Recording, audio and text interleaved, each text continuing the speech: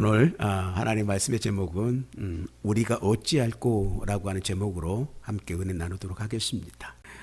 우리가 지난 2주 동안 오순절 성령의 강림의 사건을 통하여서 다락방의 무리들이 함께 성령을 임재를 경험했습니다. 그리고 베드로가 3가지의 메시지를 던졌어요. 그 첫 번째가 뭐냐면 이 오순절 성령의 강림 사건이 너희들이 조롱하듯이 우연히 생긴 것이 아니다. 아침부터 술 취한 사람들이 소리 지르는 그런 사건이 아니다. 또 인위적으로 조작된 사건도 아니다. 오순절에 성령이 강림하신 사건은 친히 뭐예요? 하나님께서 예비하신 사건이요. 성경에 미리 약속하신 사건이고 더구나 구약시대 때에 요엘이라고 하는 선지자를 통해서 예언하신 사건이 지금 바로 이 자리에서 너희가 본 대로 이루어진 것이다 라는 첫 번째 메시지를 전했고, 두 번째가 뭐냐면 이처럼 오늘 성령의 오순절에 성령이 임하신 사건이라고 하는 것이 무엇이고 그 성령의 사건의 내용이 무엇인가를 그들에게 말할 때 그것은 단순한 어떤 외형적인 현상이나 그리고 기적 그리고 방언이나 신비한 사건을 가리켜 말하는 것이 아니고 하나님이 약속하시고 예비하시고 구약에 예언하신 그리스도의 사건이었다라고 말하고 있는 거예요. 즉 뭐냐면 진정한 성령님의 강림 사건이란 진정한 예수 그리스도의 사건을 두고 하신 말씀이에요. 그러면 오순절 그 성령 강림 사건의 내용인 예수 그리스도는 어떤 분이셨는가? 베드로가 설명하기를 그렇게 이야기를 해요. 그는 큰 권능과 기사와 이 표적의 생애와 그리고 초자연적인 삶을 사셨던 분이셨다. 뿐만 아니라 그는 하나님이 미리 당신의 정하신 뜻을 따라서 우리에게 내어주신 바 되었고 또한 우리를 위하여 주님은 십자가에 피 흘려 돌아가신 그분이 바로 오늘 예수 그리스도시다 라고 하는 거예요. 세 번째로 마지막 예수님의 죽음과 부활에 대해서 이야기를 하고 있는데 예수 그리스도는 십자가에 못 박혀 무덤에 갇혔었지만 하나님께서 사망의 고통을 풀어 놓으심으로써 말미암아 다시 부활하신 예수 그리스도시다 라고 예수 그리스도를 증거하고 있는 것이죠. 우리를 위하여 십자가에 못 박혀 죽으시고 또한 우리의 구원을 위하여 부활하셔서 지금 뭐요? 살아계신 예수 그리스도 그리고 큰 권능과 기적과 표적으로 우리의 구원의 삶이 되셨던 예수 그리스도 바로 그분이 오늘 영으로 다시 임하셨다라고 하는 거예요. 예수의 영으로 임하신 사건이 오늘 성령의 강림 사건이다 이렇게 이야기를 하고 있는 거예요. 오늘 예수께서 부활하셔서 우리가 이 부활의 모든 목적자이고 증인이 되었는데 부활하신 예수 그리스도께서 오순절을 날 성령님을 통해 다시 강림하신 사건이 오늘 이 사건이다. 그런데 바로 이 예수 그리스도는 너희들이 죽인 예수 그리스도가 되신다. 너희들이 십자가에 못 박아 죽인 이 예수 그리스도를 하나님이 다시 살려주심으로 말미암아 지난 시간 마지막 정리했던 우리의 주와 그리스도가 되게 하셨다라는 메시지를 전했던 것이죠. 이게 베드로가 첫 번째 설교했던 요지입니다. 오늘은 베드로의 설교를 들은 후에 이 청중들의 이 사람들의 반응이 나타나고 있어요. 그 반응을 한번 자세히 살펴보도록 하겠습니다. 베드로를 통해서 하나님의 말씀이 성령의 감동으로 선포되어지는 그 순간 그 말씀을 듣고 있던 사람들이 오늘 보니까 충격을 받습니다. 성령의 놀라운 능력에 어떻게 보면 감동을 받았다라고 볼 수 있는 것이죠. 첫 번째 말씀 37절 보겠습니다. 그들이 이 말을 듣고 마음에 찔려 베드로와 다른 사도들에게 물어 이르되 형제들아 우리가 어찌할꼬 하거늘. 그들의 반응이 어떠했냐면 찔림이 있었어요. 그리고 그들을 향해서 질문을 합니다. 어디 찔림이 있었습니까? 마음에 찔림이 있었어요. 그 말을 듣고. 그리고 형제들아, 그러면 우리가 어떻게 해야 되냐? 우리가 어찌할꼬? 라고 이 베드로에게 질문을 하게 됩니다. 두 가지의 반응을 일으키는 거죠. 오순절의 유대인들에게는 듣는 귀가 있었던 것 같아요. 그뿐 아니라 그들은 마음이 찔렸다고 하는 거 보니까 듣는 마음의 귀도 있었다라고 하는 거예요. 여기에 표현되지 않고 있지만 오순절에 임하신 성령께서 그들 가운데 역사하셨음을, 그래서 그들이 감동을 받아서 마음 가운데 찔림이 왔다라고 하는 거예요. 그리고 그들이 그러면 우리는 어떻게 해야 되는가라고 질문을 던지고 있는 거. 쉽게 할 수 있는 건 아니거든요. 그들은 이러한 말씀을 듣고 자신들과 상관없는 말씀으로 받지 않고 상관 있는 말씀으로 받게 돼요.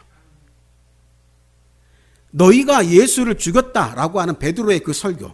그러나 하나님께서는 그를 살리셔서 우리의 주와 그리스도가 되게 하셨다. 즉 십자가에 못 박은 것이 너희들이다 라고 이렇게 이야기하고 있는데, 이들은 이 말에 대해서 얼마든지 변명할 수 있는 사람들이에요.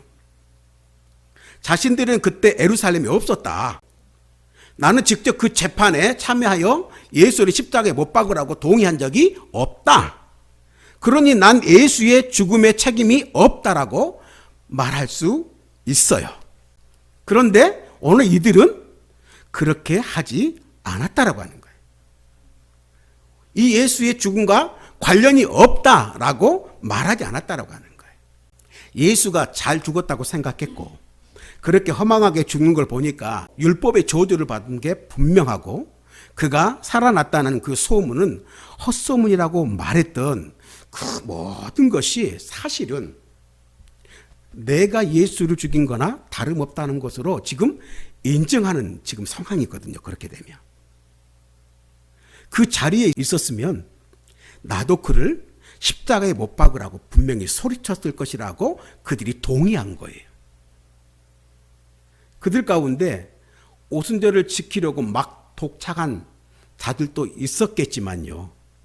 많은 디아스포라, 예루살렘 피파구로 인해서 많이 흩어졌던 그 유대인들이 사방 지역에서 이 유월절을 지키기 위해서, 그리고 오순절을 지키기 위해서 오늘 몰려왔어요. 그러니까 이 유대인들은 유월절에 와서 오순절까지 머물다가 돌아가게 됩니다. 이는 디아스포라 유대인들의 뭐랄까요? 버킷리스트라고 할까요? 평생에 한 번이라도 이렇게 예루살렘 순례자로 오는 것을 그렇게 버킷리스트로 삼는 디아스포라 유대인들이 그 당시에 많았다라고 하는 거예요. 따라서 이들 가운데 상당수는 말이죠. 그들이 6월 때부터 이 오순절까지 지금 있는 동안에 벌어졌던, 예루살렘에서 벌어졌던 그 끔찍한 예수님의 사건을 알고 있었다라고 하는 것이죠. 그래서 더욱더 자신들이 그 말에, 베드로의 말에, 베드로의 말씀에 오늘 공감하면서 자기들이 그에 대한 공부입니다. 그러므로 우리는 그러면 어떻게 해야 되는가라고 이렇게 이야기를 하는 거예요. 너무 어찌할 거라고 말하는 거예요. 그래서 그들 마음이 찔렸다고 그랬어요. 찔리다라고 하는 단어는 찌를 듯 애는 듯 이렇게 이야기해요. 날카롭게 가해지는 고통을 나타내는 단어입니다. 그들이 고통 가운데 있었다라고 하는데, 고통이 시달렸다라고 하네. 그 말을 듣고. 이것은 설교를 듣고 난 다음에 찾아오는 감정이에요. 감동이 아니라 후회와 자기 책망의 감정이에요. 그들이 마음이 찔렸어요. 그래서 그들이 베드로에게 그러면 물어요. 형제들아, 우리가 어찌할 거라고 이야기를 합니다. 묻습니다. 이 내용이 지금 뭐냐면 하나님의 아들을 죽인 죄를 어떻게 하면 그러면 그 씻을 수 있겠는가라고 묻는 거예요.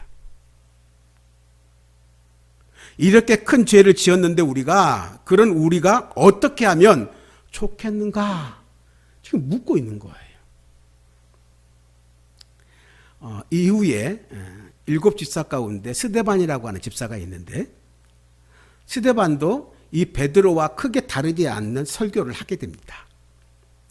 그 설교를 하고 순교를 하게 되죠. 즉 예수님이 애언 자들이 애언한 바로 그 메시아다, 이렇게 스데반 집사가 설교를 하게 됩니다. 그 말을 듣고 있던 사람들의 반응이 어땠냐면 사도행전 7장 54절과 57절과 58절 함께 보시겠습니다. 그들의 반응 시작. 그들이 이 말을 듣고 마음에 찔려 그를 향하여 이를 갈거늘. 57절입니다. 그들이 큰 소리를 지르며 귀를 막고 일제히 그에게 달려들어서 성 밖으로 내치고 돌로 칠세, 증인들이 옷을 벗어 사울이라고 하는 청년의 발 앞에 두니라. 보세요. 마음에 찔린다고 해서 다 회개하는 건 아니에요. 이들은 귀를 막았다고 그랬어요. 더는 듣지 않으려고 큰 소리로 소리 질렀어요. 하지만 여기에 지금 오순절 강의 사건 가운데 일어났던 이 베드로의 설교를 듣고 난 이 오순절의 청중들은 베드로와 사도들에게 우리가 어찌할꼬? 라고 이렇게 질문하고 있는 거예요. 이는 귀를 막지 않고 들을 귀를 열었다라고 하는 거예요. 이처럼 이들의 우리가 어찌할꼬? 라고 하는 그들의 질문에 오늘 베드로는 이렇게 대답해 주고 있어요. 같이 읽겠습니다. 베드로가 이르되 너희가 회개하여 각각 예수 그리스도의 이름으로 세례를 받고 죄 사함을 받으라. 그리하면 성령의 선물을 받으리니 이 약속은 너희와 너희 자녀와 모든 언대 사람 곧 주 우리 하나님이 얼마든지 부르시는 자들에게 하신 것이라 하고. 첫 번째로 베드로는 우리가 어찌할꼬라고 질문하는 그들에게 회개를 촉구하고 있어요. 회개란 무엇입니까? 회개라고 하는 것은 기본적으로 돌아서는 것입니다. 어디로부터? 어떤 것으로부터 내가 돌아서는 거예요. 우리의 죄를 보고 우리의 죄에서 돌아서는 거예요. 이것은 어떤 것에 대해서 유감스럽게 생각하거나 미안하게 여기거나 어떤 죄책감을 갖게 되는 것에 그치지 않고 회개는 아주 구체적으로 되어지는 거예요. 그것은 죄나 이기심, 어둠이나 우상, 나쁜 습관, 그 배후에 있는 뭐예요? 사탄으로부터 돌아서는 일이 회개라고 하는 거예요. 더 이상 죄가 죽음의 세력이 내 삶을 통제하지 못하게 하는 일, 그것이 바로 회개라고 하는 거예요. 더는 그것들이 내 삶의 결정권을 행사하지 못하게 하는 일, 이것이 회개라고 하는 거예요. 더 정확히 이야기하면 주인을 바꾸는 일이에요. 주인을 바꾸는 일. 회개는 한마디로 그래서 방향 전환이에요. 그리고 가치 전환이에요. 각도를 조금 수정하는 정도가 아니라 기존의 것을 완전히 뒤엎고 뒤집는 일대기 뭐냐면 전복되어지는 사건이 회개라고 하는 거예요. 할렐루야. 너의 주인을 바꾸어라. 누구로 주인을 바꾸라는 거예요? 예수로. 두 번째로 예수 그리스도. 그러므로 이 주인을 바꾸려면 예수 그리스도의 이름으로 세례를 받아야 돼요. 세례를 받는다라고 하는 것은 내가 그 주인을 바꾸는 거예요. 보겠어요. 세례란 무엇인가? 옛사람에 대하여 과거의 삶에 대하여 죽는다는 것을 고백하는 의식이 바로 세례예요. 내 정욕과 욕심과 내 인생의 계획을 십자가에 못 박는 일이, 그리고 주님의 죽으심에 내가 연합하여 함께 죽고 주님의 살아나심에 연합하여 함께 살아나는 일, 그것을 의미하는 것이 세례라고 하는 거예요. 그 결과 어떻게 되는 거예요? 인생의 주도권, 내 인생의 소유권, 내 인생의 그 결정권을 누구에게 양도하는 거예요? 예수님께 양도하는 의식이 세례라고 하는 거예요. 우리가 더 깊이 알아야 되는 건 뭐냐면, 지금 여기에서 이 당시에 유대인들에게 있어서 세례라고 하는 것은 어떤 의미를 갖고 있냐면, 원래 세례라고 하는 것이 이방인들이 유대교로 개종할 때 요구받던 의식이 이 세례라고 하는 의식이에요. 세례 기원이에요. 뭐라고요? 이방인들이 유대교로 개종할 때 요구받았던 의식이 뭐냐면 세례예요. 따라서 한편으로 유대인들의 입장에서는 세례는, 지금 내가 세례를 받는다라고 하는 것은 굴욕이에요. 더군다나 이전에 자신들이 십자가에 매달아 죽인 예수, 하나님의 저주를 받은 자로 여겼던 그 사람, 예수의 이름으로 세례를 받는다라고 하는 그 일이 오늘 지금 유대인들에게서는, 지금 이 베드로의 설교를 듣고 너희가 회개하라고 말하고, 또한 회개에서 돌이켜서 이제 세례를 받으라고 말하는 그 말 가운데 순종한다라고 하는 것은, 반응한다라고 하는 것은 정말 예수에 대한 근본적인 이해가 바뀌지 않고는 상상할 수도 없는 일이었어요. 그러면 세례라고 하는 것은 유대인들에게 있어서는 엄청난 용기가 필요한, 뭐라고 할까요? 공개적인 변절의 사건이에요. 어디서부터의 변절입니까? 유대교로부터의 변절의 사건이 오늘 이 세례라고 할 사건이에요. 지금 베드로가 그 세례를 이야기를 하고 있는 거예요. 세례는 그래서 예수를 주와 그리스도로 믿는다고 하는 표시와 같은 것이었다. 그러니 세례라고 하는 것이 영적으로 다시 태어나는 의식, 새로운 신분으로 다시 거듭나여지는, 새로운 신분을 얻는 그러한 의식이 오늘 세례라고 하는 의식이었다라고 하는 거예요. 이렇게 회개하고 각각 예수 그리스도의 이름으로 세례를 받게 된 그들은 어떻게 될 것인가? 오늘 베드로는 그들에게 두 가지의 선물을 그러면 받게 된다, 이렇게 이야기를 하고 있어요. 38절 하반절에 보면 너희가 각각 세례를 받고 죄 사함을 받으라. 그리하면 성령의 선물을 받으리라. 오늘 우리가 회개하고 세례를 각각 예수 그리스도의 이름으로 세례를 받게 되었을 때에, 그러한 결단이 이루어졌을 때에 너희에게 하나님께서는 두 가지의 선물을 주실 것이다. 첫 번째는 뭐냐면 너희가 첫 번째 그래 고민했던 그 죄를 사함을 받을 거다. 그리고 앞으로 너희가 하나님의 자녀로서 살아갈 수 있는 성령의 은사를 받게 될 거다. 그 선물을 받게 될 거다라고 말해요. 베드로는 회개하고 예수님의 이름으로 세례를 받음으로 죄 사함과 그 성령의 선물을 받게 될 것인데, 즉 성령의 은사를 받게 될 것인데, 이것은 지금 너희들이 듣고 있는, 말씀을 듣고 있는 이 청중들과 더불어 유대인들에게만 이것이 임하는 것이 아니라, 주어진 것이 아니라, 이 약속은 그 경계를 넘어서 이방인에게까지 확장될 것이라고 하는 것을 말씀해 주고 있어요. 그래서 오늘 우리가 그 혜택을 받고 있는 거예요. 아멘. 39절. 이 약속은 너희와 너희 자녀와 모든 먼 데 사람 곧 주 우리 하나님이 얼마든지 부르시는 자에게 하신 것이라. 아멘. 이 약속 우리에게까지 왔다라고 하는 거예요. 얼마나 감사해요. 할렐루야. 이를 가리켜 신학적인 용어로는 따라서 하겠습니다. 구원의 보편성. 구원의 보편성. 예. 무슨 말인지 선뜻 이해는 되죠? 회개와 세례와 이 죄사함은 어떤 특정한 자만이 경험할 수 있는 것이 아니다. 그러므로 그 결과 주어지는 성령의 은사, 성령의 선물 역시 평범한 교인들도 보편적인 신앙을 가진 사람 누구에게든지 다 허락되어진 보편적인 선물이 되어진다. 이렇게 이야기를 하고 있는 거예요. 그 약속을 우리에게 그 듣는 사람으로 인하여, 그리고 그의 자손들, 그의 후손들, 그리고 하나님께서 부르시는 모든 사람들, 어느 우리에게까지 그 약속이 성취되어진 것입니다. 할렐루야. 그리고 이제 베드로는 설교를 마무리하면서 이렇게 정리하고 있어요. 40절입니다. 같이 읽겠습니다.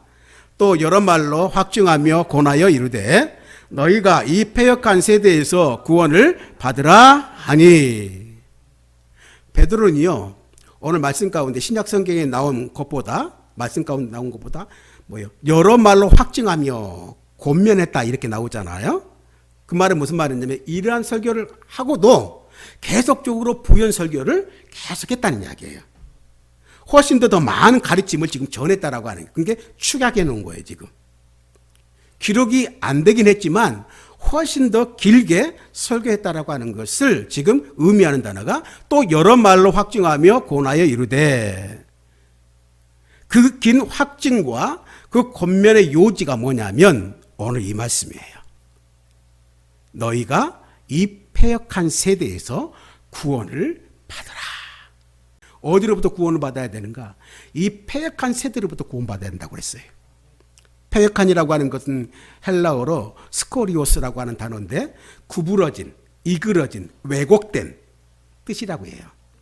하나님의 질서를 구부러뜨린 나라, 하나님께 반역하는 나라라고 하는 거예요. 구원은 그 질서를 따라서 살던 인생에서 떠나는 거예요. 돌이키는 거예요. 그 질서와 정반대의 삶을 살아가기로 결단하는 거예요. 근데 중요한 건 뭐냐면 이 둘 사이에는 완충지대가 없어요. 하나를 선택하셔야 돼요. 세상을 선택하든 이 하나님 나라를 선택하든 이 패역한 세대를 선택하든 하나님 나라를 선택하든 신앙에는 믿음의 삶에는 회색지대가 없어요. 하나를 선택하셔야 돼요. 이것이 이 모든 내용이 우리가 어찌할꼬 라고 하는 묻는 청중들에게 베드로가 요구한 내용이에요. 아마 쉽지 않는 베드로 입장에서는 이 말을 하는 것은 참 쉽지 않은 일이에요. 쉽지 않은 도전이었어요. 하지만 베드로는 이들에게 있어서 이렇게 행하라고 하는 이 말씀을 그들 앞에 내어놓는다는 자체가, 선포하는 그 자체가 거절당할 수 있어요. 또한 거절당할 것을 두려워할 수도 있었을 거예요. 아무도 오해할 여지 없이 오늘 분명히 알아들 수 있는 말로 그들에서 결단하고 촉구를 했어요. 유대교냐, 너희들이 십자가에 못 박은 예수님이냐, 이 둘 사이에서 양다리를 걸쳐도 된다는 식으로 말하지 않았다는 것이죠. 각각 예수 그리스도 이름으로 세례를 받는다라고 하는 것은 너희가 유대교를 떠나서 오늘 예수 그리스도를 믿어야 된다라고 말하고 있는 거예요. 양다리 걸치는 식으로 되어서는 안 된다. 대충 영접기도만 따라하면 된다는 식으로 구원의 조건을 완화시켜주지는 않았다라고 하는 거예요. 베드로는 아무나 부담 없이 챙길 수 있는 쉽고 넓고 간단한 구원받는 법을 제시하지 않았다라고 하는 거예요. 오늘 베드로는 그에 대한 엄격한 타협하지 않는 말씀을 메시지를 전했다고 하는 거예요. 그렇는데 우리 듣던 이 설교를 듣던 이 청중들의 사람들의 반응이 놀라워요. 이런데도 너희들은 예수를 믿겠냐? 이런데도 너희들은 지금 예수를 선택하겠냐라고 베드로가 도전한 거거든요. 지금 41절 보십시오. 그 말을 받은 사람들은 세례를 받음에 이날의 신도의 수가 3,000이나 더하더라. 놀라운 일이 생긴 거예요. 당연히 베드로도 이런 반응이, 이런 현상이 나타날 줄 예상하지 못했을 거예요. 자기가 하나님의 감동을 받아서 말씀을 전하고 있지만 이 사람들이 이러한 메시지를 듣고 유대교를 버리고 예수를 믿는다? 자기의 이때까지 모든 삶을 버리고 예수를 쫓는다? 상상할 수 없는 거예요. 근데 놀라운 역사가 일어나 버린 거예요. 전혀 예상치 못했어요. 세례를 받는다라고 하는 뭐예요? 그 당시에 세례를 받는 것은 이방인들이 유대교로 개종할 때, 들어올 때 받는 의식이었어요. 지금 이제 세례를 받는다라고 하는 것은 유대교를 벗어나서 예수님을 쫓는, 예수님을 믿는 삶의 행위로 바꾸겠다라고 하는, 어떻게 보면 유대교의 입장에서는, 지금까지 입장에서는 그것을 배반하고 내가 이단이 되어지는, 그들로부터 출교를 당할 수밖에 없는, 그들의 사회 가운데서 출교를 당할 수밖에 없는 그것을 선택한 거란 거예요, 지금. 놀랍지 않아요? 베드로는 상상할 수가 없었어요, 그 당시에. 근데 그들이 이 말씀을 받아버렸어요. 그리고 세례를 받겠다라고 줄 서버렸어요. 우리에게 세례를 주라. 우리 세례 달라. 그런 일들이 우리 교회 안에 일어나길 원합니다. 여러분들 주변에 그런 분들이 많아지길 원합니다. 120명으로 시작했던 예루살렘의 그리스도인들이 이제 3,120명이 된 거예요. 무려 26배 증가했어요. 오늘 우리 교회도 이런 26배의 부흥이 일어나길 원합니다. 그러지만 여기서 우리가 더 주목해야 할 사건이 뭐냐면 폭발적인 이 수적인 부흥보다 성장보다 그들의 변화예요. 할렐루야. 그들의 삶의 변화가 완전히 와버렸어요. 이 모습은 다음 시간에 다시 살펴보도록 하겠습니다. 말씀을 맺습니다. 베드로가 전한 복음은요, 듣는 이들의 마음속을 일대 지각 변동이라고 할 수 있어요. 지각 변동을 일으켜버렸어요. 엄청난 파급력을 가져왔어요. 그들이 들은 것은 듣고 감상하는데 그칠 수 없게 하는 말씀이었다라고 하는 거예요. 전격적이고 급진적인 방향 전환을 요구하는 말씀이었어요. 그것에서 결단하지 않으면 안 되게 하는 말씀이었단 말이에요. 다양한 옵션을 주면서 다양한 옵션 가운데 하나가 아니라 양자택일을 요청하는, 어떻게 보면 듣는 사람에게 있어서는 무리한 요청일 수도 있었단 말이에요. 말씀이었단 말이에요.